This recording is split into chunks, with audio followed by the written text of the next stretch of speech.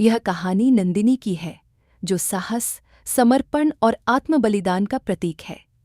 नंदिनी का जीवन संघर्षों और षड्यंत्रों से भरा है, लेकिन उसने कभी हार नहीं मानी।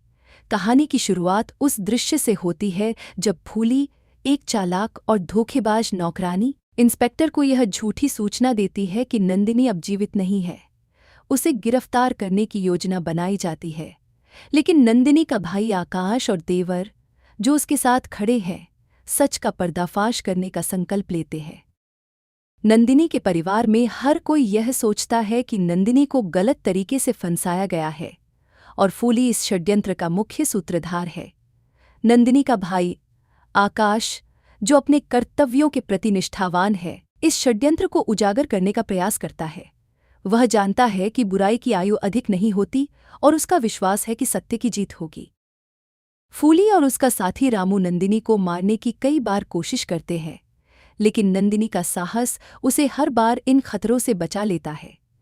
फूली अपनी घृणा और प्रतिशोध की आग में जलते हुए नंदिनी को अपने रास्ते से हटाने के लिए किसी भी हद तक जाने के, हालांकि नंदिनी के भाई और देवर अपने रिश्ते और न्याय की खातिर उसे बचाने का हरसंभव प्रयास करते हैं। जब नंदिनी को भगवान शिव की सहायता की आवश्यकता होती है, तो उसकी आस्था उसे शक्ति और संबल देती है। वह भगवान शिव की आराधना करती है और आशा रखती है कि उनकी कृपा से उसे मुक्ति और न्याय मिलेगा। नंदिनी का साहस और आत्मविश्वास उसके परिवार और समाज के लिए एक मिसाल बनता है।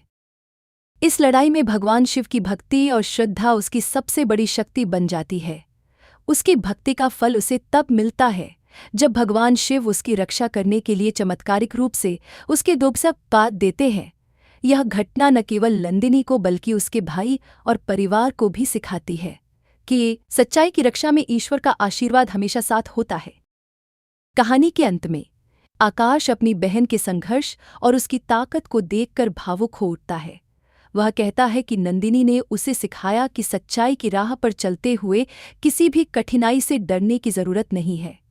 परिवार के अन्य सदस्यों को भी यह बात समझ में आती है कि नंदिनी न केवल उनके घर की बहू है, बल्कि उनके लिए आदर्श भी है।